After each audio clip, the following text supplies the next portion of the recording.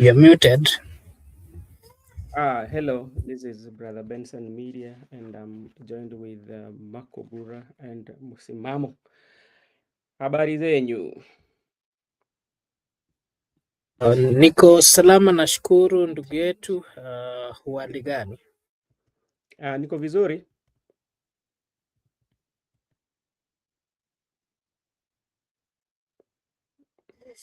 Bwana Msimamo.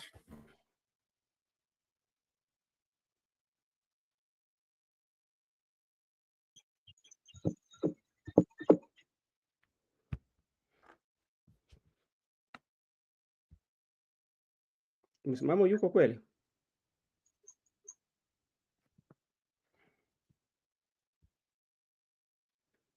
Okay, thank you so much. As I said, this is Brother Benson, and we are streaming live in Kikao na Sauti and also in Brother Benson Media. Makobura, today is one of the, I would say, one of the greatest day to so many people, especially when you look at in the political world and also when you go to the legal world or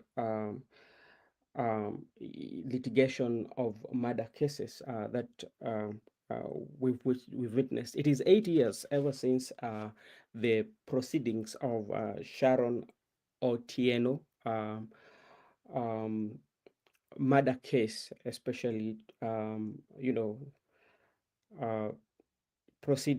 proceeding started, and today the judgment was made. And in that ruling, Governor Obado, that is the former governor or the ex-governor of Migori County, that is Honorable Obado, and co-accused, that is Oyamo and Pascal, were found guilty of murder of Sharon Otieno and unborn baby. And there's so much that took place in that court. And also, what we learned, the judge of the High Court withdrew the bond that they had, and that one means they are going to be in custody as we speak. I think they are on custody. Maybe to begin with you, what would you say about the ruling that was done today, especially concerning the death of Sharon, and the unborn baby? Okay, Okay, thank you. thank you. I don't know. Anyone? There's There's some. some. You're getting some echo from your side? Yes. Yes. Or maybe if you can fix it and maybe come back, because like I'm not getting any echo, maybe fix it on your side.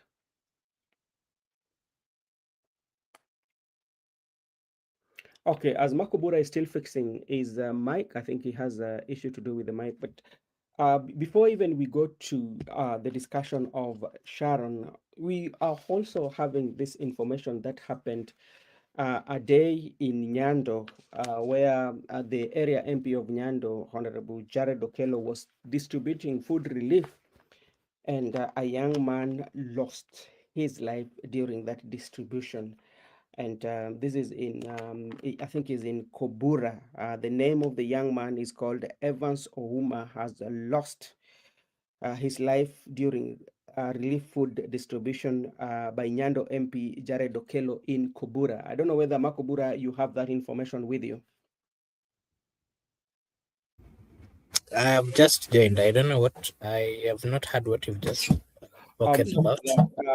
There's also news of a young man who lost his life in Nyando constituency during food distribution. They were distributing food by the area MP Jared Okello. The name of the young man is Evans Ouma. Do you have that information? Not really, but I'll get it before we.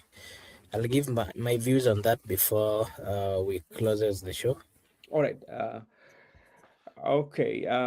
Thank you so much. Maybe to begin with, we are looking at 8 years of court proceedings, and in Milimani High Court, where the judge made a ruling today that Governor Obado and co-accused are guilty of the murder. What do you make of that? Okay, I'll just give my general view, and Yeah. uh, it was a painful thing that the lady, together with the unborn child, had to die. And if you look at the circumstances under which they died, it's something that would have been avoided. Mm-hmm. It's something that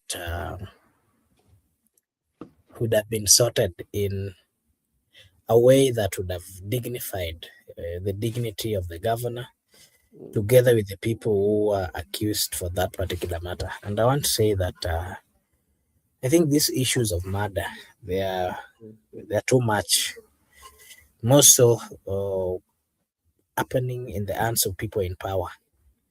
Mm-hmm. I've never really understood why, whenever people gets into power, they tend to forget, that others are also human beings, and that if they are in power, Mm-hmm.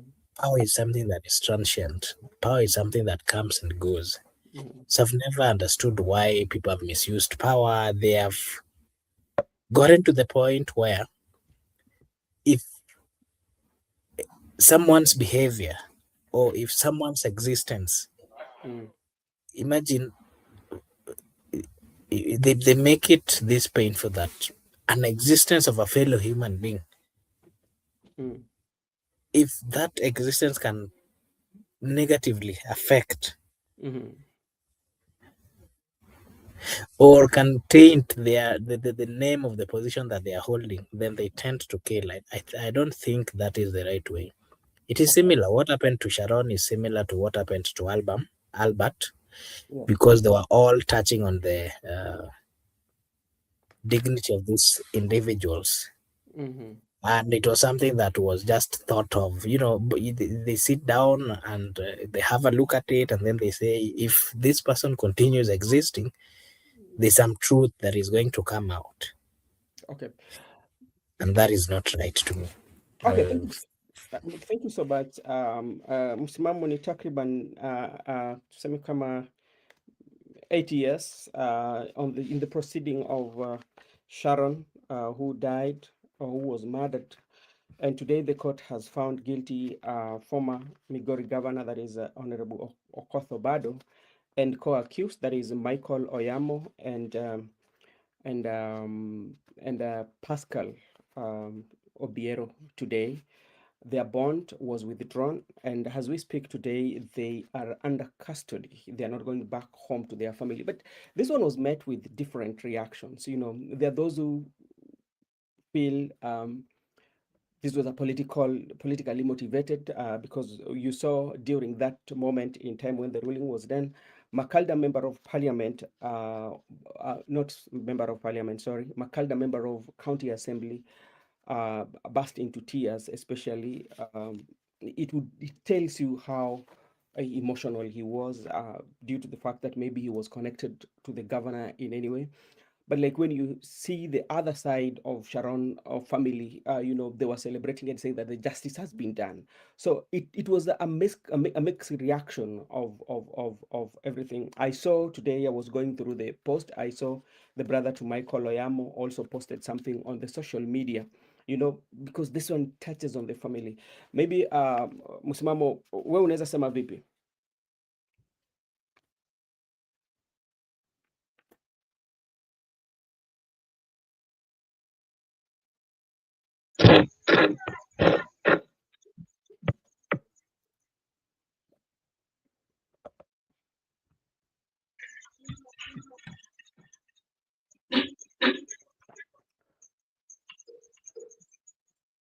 Okay, all right. Thank you so much. We are still waiting for Msimamo. Makubura, I want to bring you back, especially. Unanipata sasa? Unanipata sasa? Okay, go ahead. Ngoja siku kuna shida gani leo? Toka basi urekebishe kwa sababu hatukupati vizuri. Sasa unanipata? Unanipata? Sasa endelea.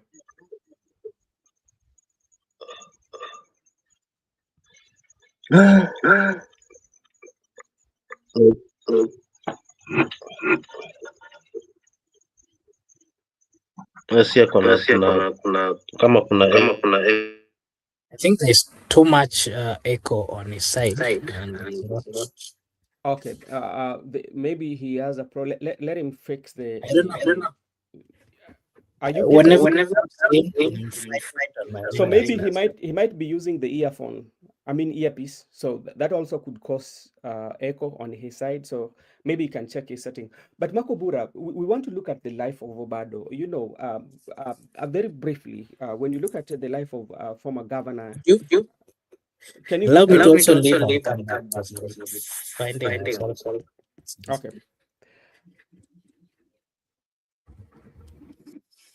All right, thank you so much. I think today we might be having technical issues. As I was telling my colleagues, Makobura, when you look at the life of Honorable Okoth Obado was born in Migori County in a ward called North Kanyamkago. Yeah, and if you dig deep onto his background, he was born from a struggling family. That is and his father tries his level best to make sure that he goes to school. He went to school, got employed. But now we want to look at political life.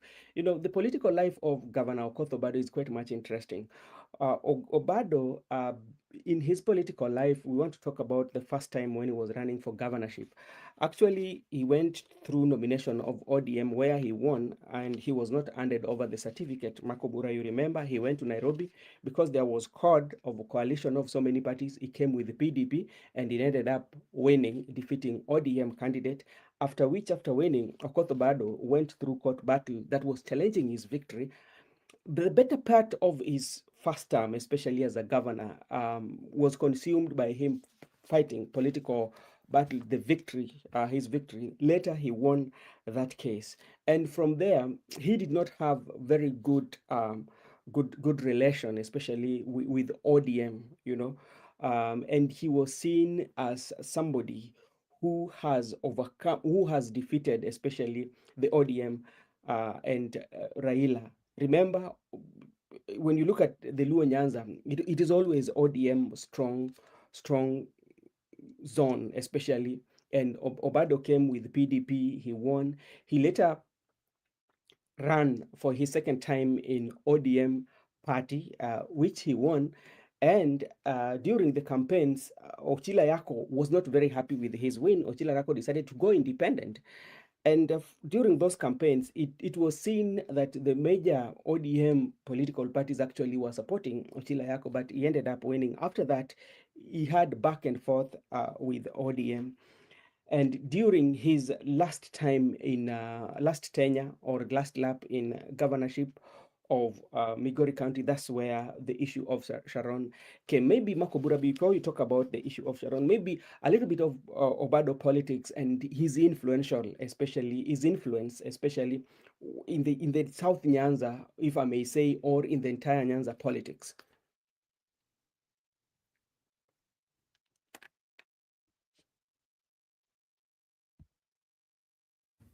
Okay, thank you. You can hear me? Yes, I can hear you. Okay, yeah. I think now I'm not having that consistency on. Yeah, so like you said, Obado was a two-term Migori governor, known for his strong grassroots networks and influence in Nyanza politics. And remember, he was a very famous politician or famous governor to an extent that there are so many wordings that were being used within Luo Nyanza that he himself started. You remember people saying that there's so many things that they will do, and then they will The say government that Obado. is working, remember? The government Yes, WTO in yes, yeah. He defied. His political brand was built on defying ODM party structures when necessary, and so many times I remember even when he came for a meeting where Raila Molo was, while he was serving as a governor, Raila decided to to send him when he was going to sit at the upper, VIP. with the VIPs. He was sent back, and he was told because he was late and he didn't respect the party structures, that to him it was a good thing. But then the people then welcomed him, saying that he's a good guy. mm. He did quite a number of things that his followers or the people of Migori, majority of them felt that he was doing okay. So these, of course, positioned him as I can call a regional power broker to an extent that he was amongst the governor. Actually, was the only governor in Luo Nyanza that was making it a little bit tough for the ODM to survive or to move. Remember, he came with this party PDP. It was called PDP, if I'm not wrong. PDP, that is the one for Mingo Magara in his first, Yes, as the first governor of Migori County. yes, and then now, when things were not really okay, he had to shift back to ODM when he defended his position on that, and then immediately he then left again.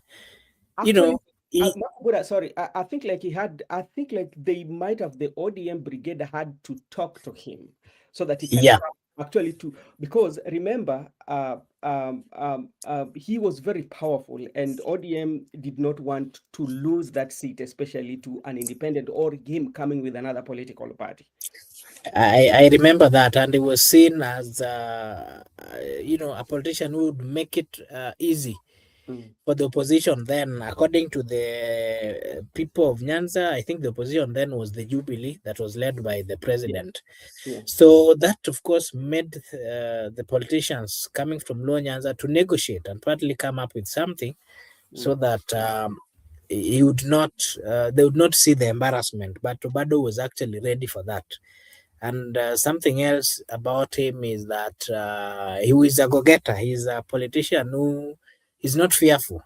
So many times we saw him defying, you know, the directives that were given by Raila Amolo Odinga. And he had a very big network, grassroots network, that Yeah. made him to survive. Whenever goons and all those kind of things would be planned, he would actually maneuver because he had quite a number of grassroots Yeah. people that he maintained. At some point, he was even being accused of having so many ghost workers, people who were being paid. They were on Mhm. county payroll. You Mhm. remember those accusations? And the people, some of them came out and confirmed that they were close allies of the governor. So he maintained a loyal rural base support. That is what I can say, and that made it easy for him to survive politically. Before the murder case, Obado, of course, was seen as a potential national level player leader.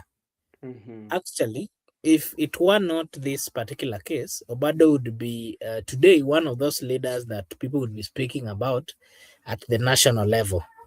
Mhm. Uh, because what we saw was it was often clashing with ODM leadership and, of course, craving as an independent identity, Mhm. something that he managed to move around, being that he was from the Luo Nyanza.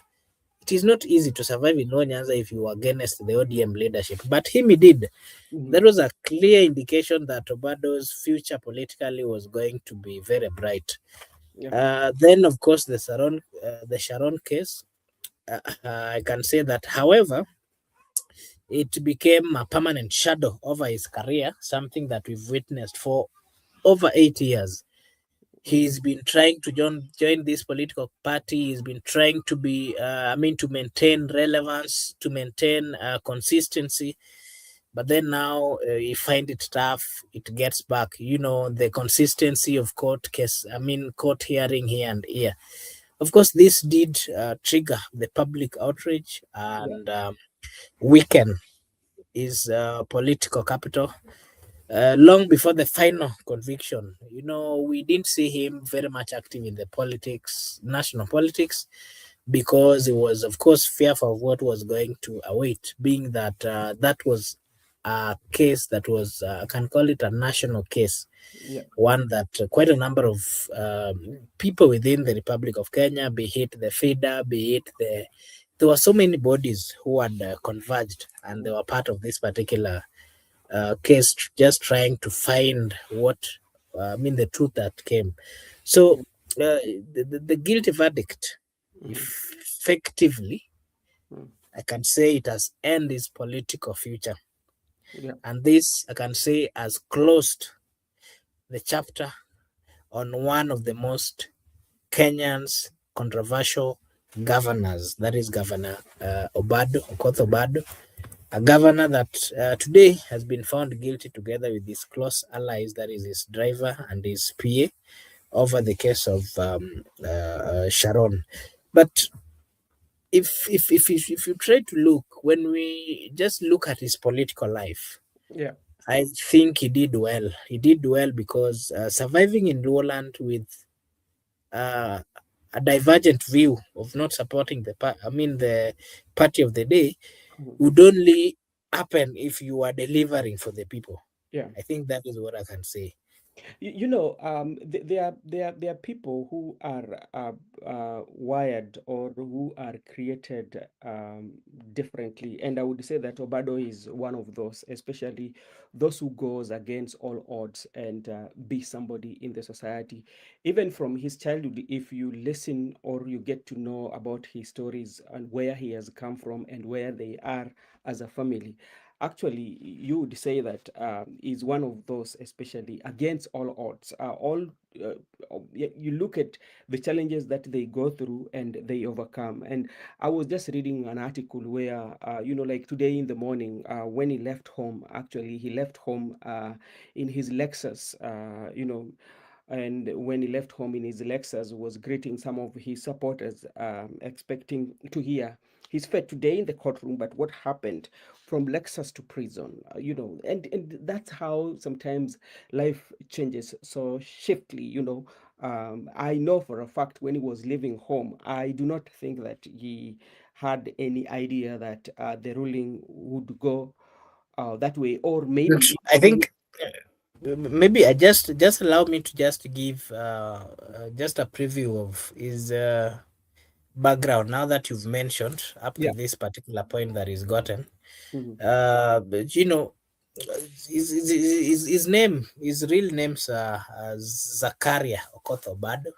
Yeah. He was born in Uriri sub county, that is in Migori, and is married to Mama Ellen Obado. You remember at some point he said that, of course, the wife, he did disclose the kind of relationship that he had with this particular lady to the wife. Mhm. And it is said that they have three children.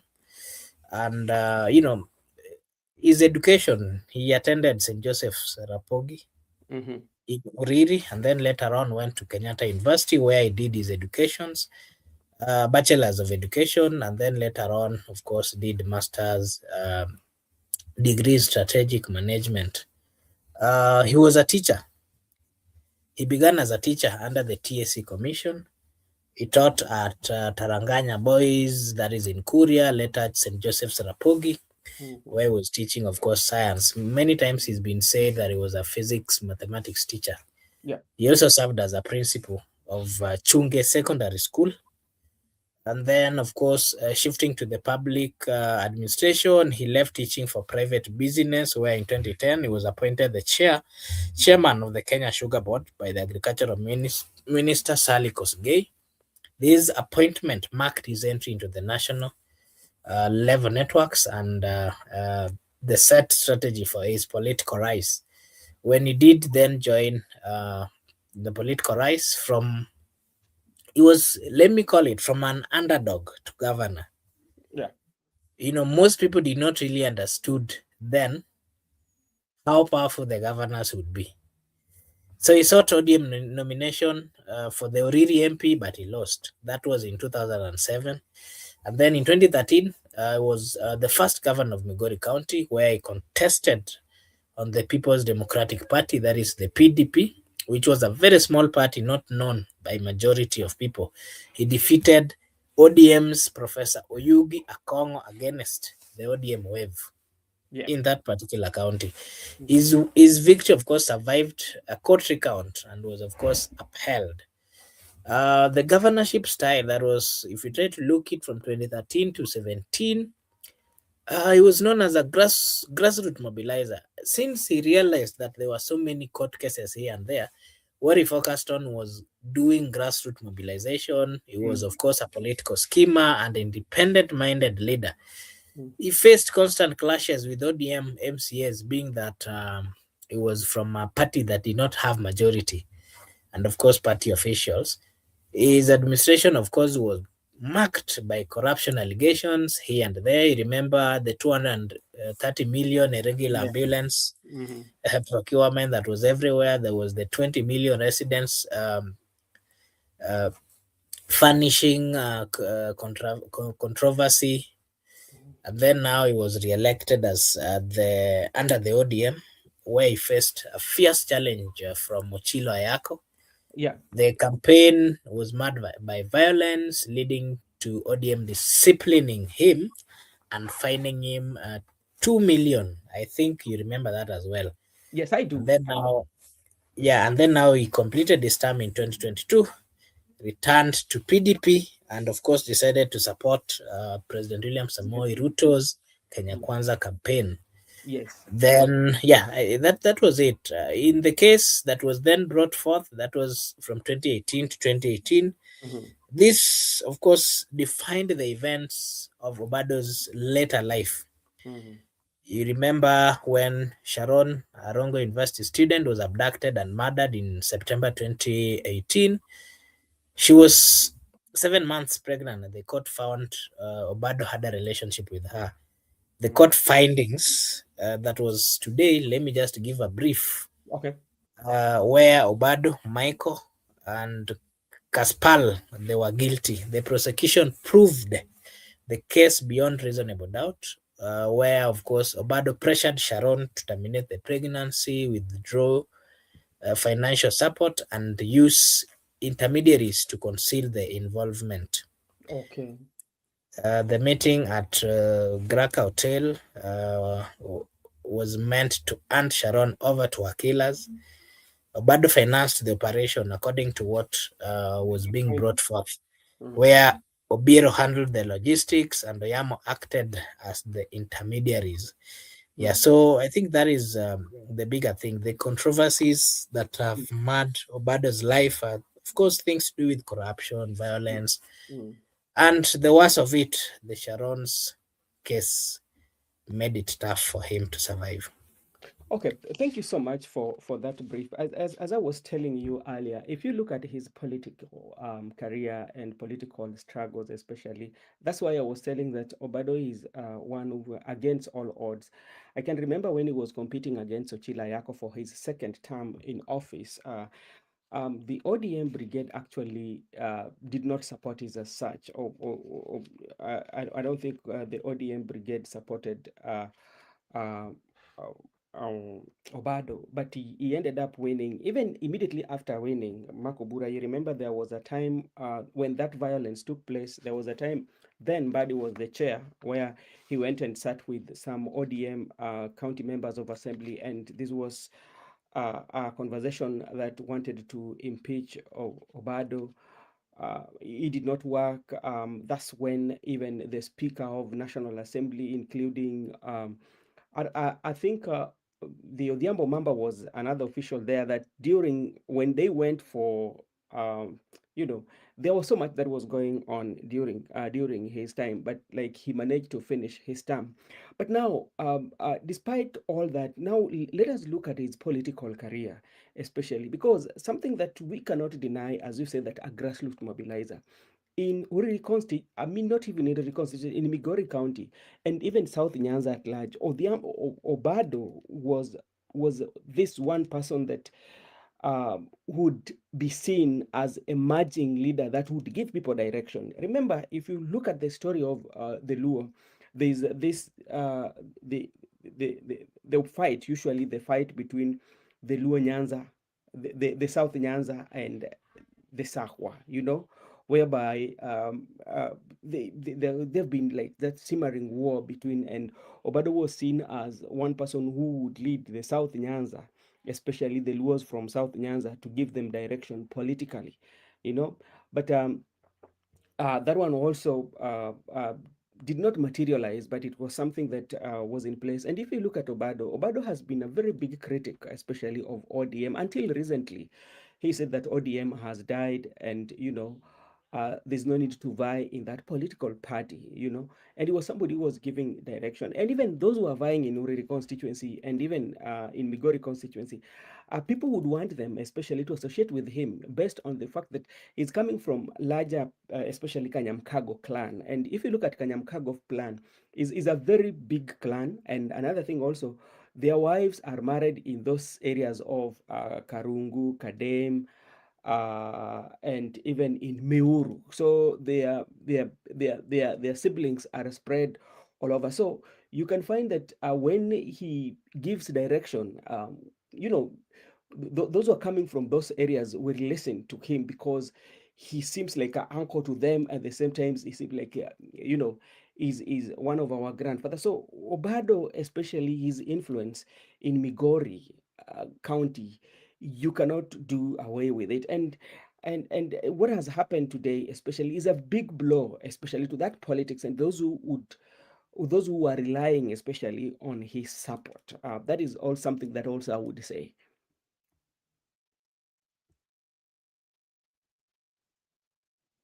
Yeah, Yeah, I don't I know. don't know. You're still having a problem. All right. I don't know what is happening today. We are still talking about Governor Obado. And as we speak right now, the bond was withdrawn. And right now, Governor Obado is behind the bars. And I told you the ruling was. The proceedings, especially after them being found guilty, it was met with mixed reaction, especially those who are very close to Governor Obado. Actually, this one hit them hard, and those who are not very close to him, especially on the other side of the side of Sharon, they were feeling like the justice has been done. But there's a lesson that we can get from what has happened, especially when it comes to justice. So, how long will justice take? It can take years, but at the end of the day, justice can be delivered. Makobura, what do you say about that? Uh, I think it's a good thing that finally, they always say that justice delayed is not always a good one. But over here, I can say that at least the family has gotten the justice that they were looking for, because they lost a girl, they lost a daughter, they lost somebody that they knew, and the circumstances they didn't justify the death that this particular lady underwent. Because remember, this was somebody who was having a baby, Mhm. and those were two lives lost just because of misunderstandings or issues to do with the dignity of individuals. Mhm. So I want to say that it is a good thing that the family has gotten the justice that they have been looking for, Yeah. and it should serve as a reminder to other people who are having negativity, other people who are seeing life as not a precious, or life as not a serious thing for others. I mean, a serious thing.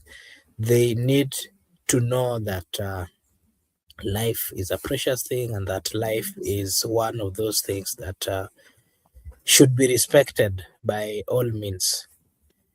And how I wish then that justice would be given to everybody in the sense that without fear or favor, or without looking at one direction, or without looking at where someone is coming, without looking at the position, people should get justice. That is what I can say. Natural I for was things actually, down in the bedroom. But why settle for I, the This has us jumping each other like we're 20 I again. was Start writing it. actually looking at.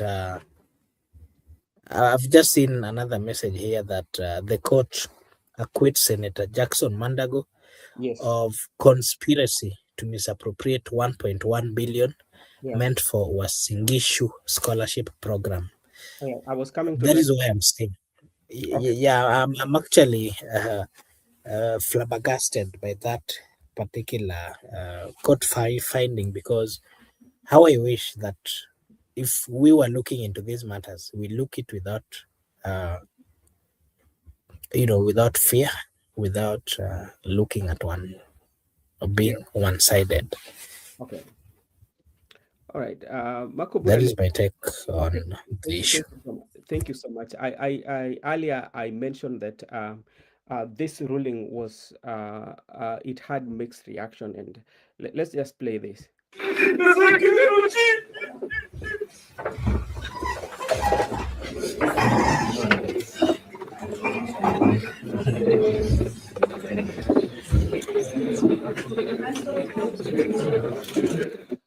Sorry, I wanted to get especially a clip where one of the family members, especially the member of county assembly from Makalda, busted into tears, especially when that ruling was done.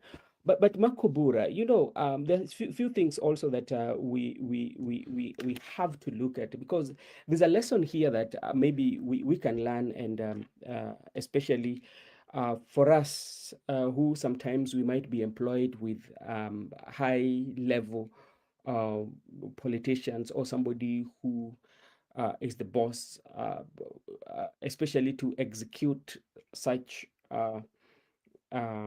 incidences to a point whereby you are also interfering with evidence. Because for somebody like Kaspal, actually, he paying the price of interference with the evidence, because like at some point there was this guy who was procured, who had to do a statement. He was a clinical nurse. What do we learn, especially what can we learn from this? I think we are supposed to learn that, well, as much as we have about bosses, we partly need to understand the law, and not just understanding the law. As adults, we do know what is right and what is wrong. Just acting the right way. Mhm. Well, matters of concealing things to do with matters to do with life, for example, you can't just be part or associate yourself in such kind of things and expect that, well, you're being paid or anything. Because to me, any person who associates themselves to that extent is typically people with bad motives, and they would all be labeled as murderers, because by the fact or by the extension that they Yeah. participated Mm, to conceal, mm, it simply tells that they too did not have a genuine, um, they were also not genuine, or they were not also respecting the fact that that was life that was at the stake. mm, That means that why would you accept to be bribed or to be given money mm. to be part of eliminating someone's life? I don't think that is right. And those people, in whichever capacity they played, just because by the fact that they were part and parcel of the planned execution, Mm. they that brings that then puts them as the suspects as Okay. well. All right, thank Yeah. you so much. I'm reading. This is a post that was made by JJ Oyamo Joseph. JJ Oyamo Joseph is a brother to Michael Oyamo, and he's also aspiring to become Uriri Member of Parliament. And this is what he wrote on his Facebook page. My mother's son, a story of when you have to die in line of duty. You took the bullet, got wounded, and remained standing. A gallant soldier, you are a lion. That is a post that was done by his brother immediately after the ruling was made about them being guilty. Remember, I think Michael Oyamo used to be a military person. I think he served in Kenyan military. If I might be wrong, but I think he used to be a military person. So that is what the brother wrote. And Makobura, as I said earlier, this ruling was very heavy, especially on both of them. There are those who celebrated the justice, and there are those who, especially that has hit them hard. Remember, when you look at Obado, you look at it in the perspective of a family man. This is somebody who is a father. Secondly, is a grandfather, and also he's a husband. So, people will get this ruling in mixed reaction, So, and that's why even the brother of Michael Oyamo, Simba, who is also planning to run for Uriri constituency as a member of parliament, is planning that.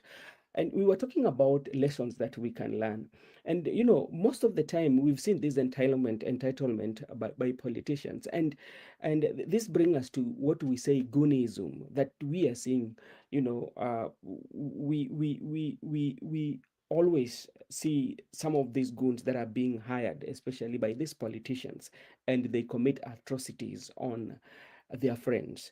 As I was listening to a parent of the boy who lost his life during the relief food distribution in Nyando constituency by Jared Okello, the father was saying that the boy was chased especially by the men who were saying to him that you are not one of us, like how politics you usually have, like there's you support so and so, you support and so, and maybe he went a place whereby he was not supporting these guys, and this men just followed him to a certain point and they beat him up. He ended up losing his life.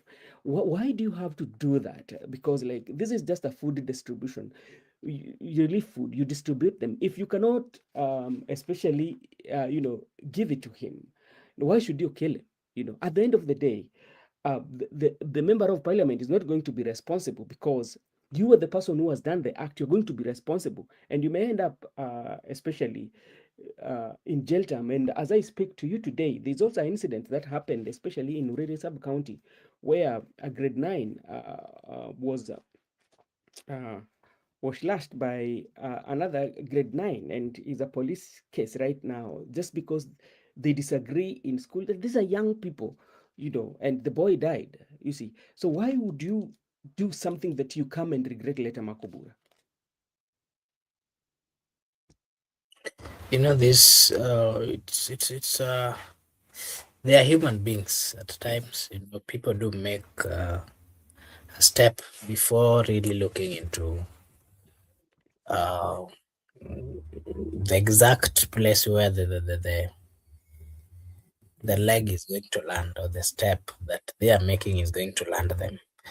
Well, I think what I can say is that we just need to be vigilant, and before making some decisions, especially decisions that are making or involving life, I think we need to be very particular with those ones, because anything that threatens the life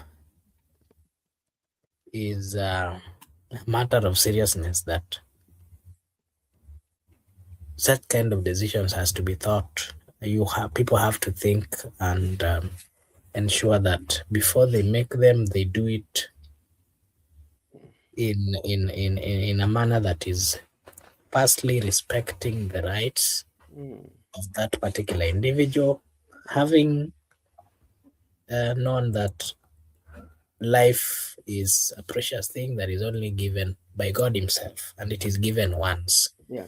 So anything that threatens that, I think, has to be relooked into properly, because it is so unfair that people would come together, have meetings, decide on how to execute or to eliminate fellow lives.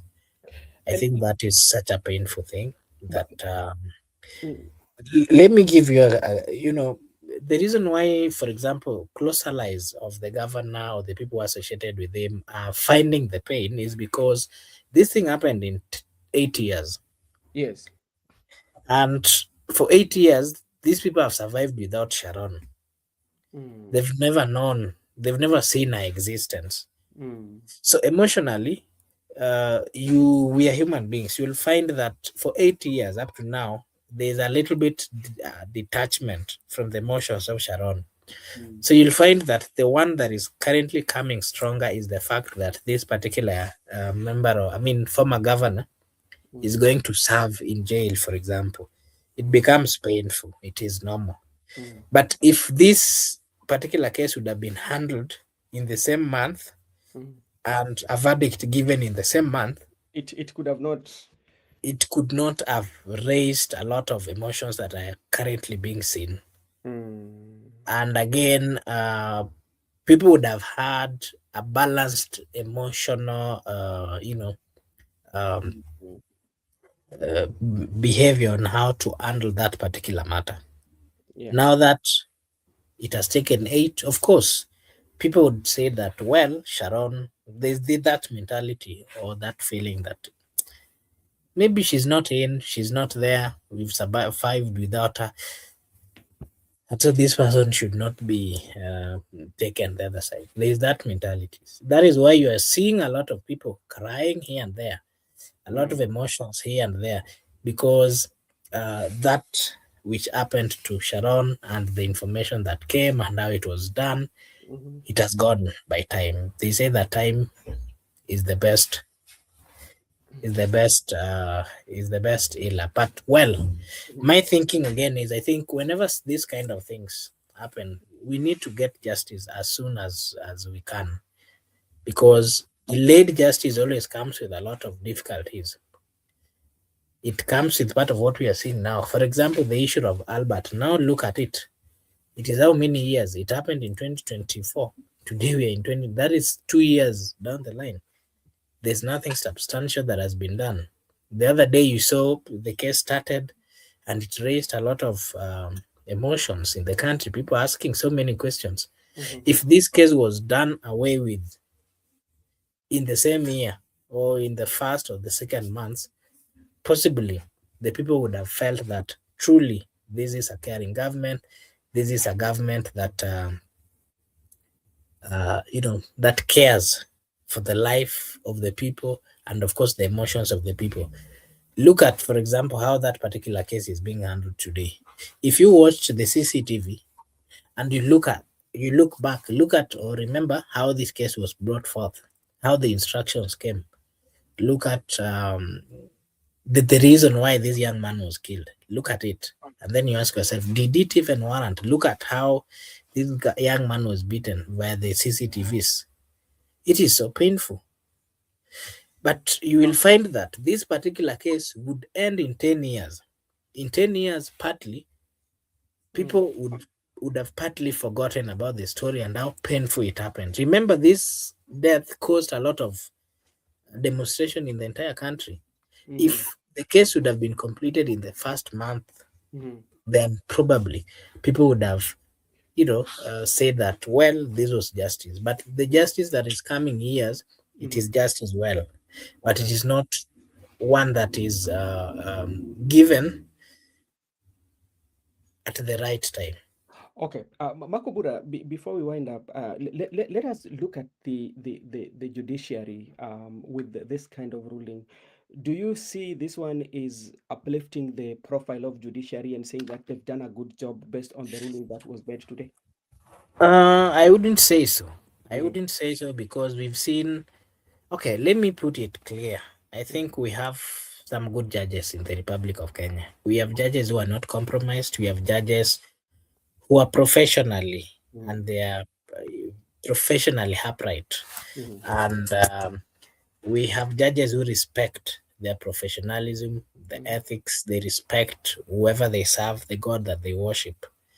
But of course, we have the rogue ones as well, and that's a fact because we've seen even lawyers in the Republic demonstrating every day. Even today, they were demonstrating. Part of the reason they are demonstrating is the fact that they are saying that there are quite a number of judges who are being bribed, and it is not ensuring that people get the justice that they are looking for. So my comment to that would be, I wouldn't say that we can congratulate the judiciary. We can give these congratulatory remarks to specific judges who are professionals, who are holding the professionalism and of course the ethics of their work. But of the same, we have rogue, we have judges who are not respecting their profession. We have some who are very corrupt, and that is why I did tell you that I'm surprised that something that happened under the leadership of a leader, Yeah. something that of course made it tough for the people to exist, more so young, poor people from the village of several villages within Wasinkishu. I expected that justice would be given to them again. We saw them. We saw how they cried. We saw how families cried, and they had evidences. I'm surprised. So we wouldn't selectively say that we congratulated the judiciary. All right. Thank you so much. And you know, when you look at the how, especially because this was a state. Remember, this was a state versus the governor. There was a total of 18 witnesses, especially that were brought. No, there were a total of 42. Sorry, 42 witnesses around. Um, 81 exhibit that was brought before the court. And you know, and this was very, very, very intense, especially when you look at it. And the judge, if you listen to the judge, that the judge said one recording involved a request to stop sharing hotel photos online, which contained which contained which contained which contained a request to terminate the pregnancy. And I think these were the evidence that the Sharon had that were represented, that came from Sharon phone. So there's quite a lot that everybody is learning here. Even though Makubura doesn't want to give judiciary a congratulation, but to me, I tend to differ with him because I feel like they've done it, you know, and they've tried their level best to give what everybody would want. And we are also looking forward, especially Makobura, to see how, especially the late Ojuang case will end, because like it started on a very sad moment. You know, if you look at Ojuang, especially all the way from Homa Bay to Nairobi, and within a short period of time, you know, somebody just died. You know, and these people, the people who did this, their parents, their fathers, their brothers, they have that you do not value the life of a fellow human being. Yes, you know, when we talk about judiciary, it comprises of quite a number. Mhm. Comprises of quite a number, and that is why I'm partly trying to be specific, specific in the sense that I wouldn't generalize and Mm, say that we are congratulating the entire judiciary. mhm, I My views are different. We congratulate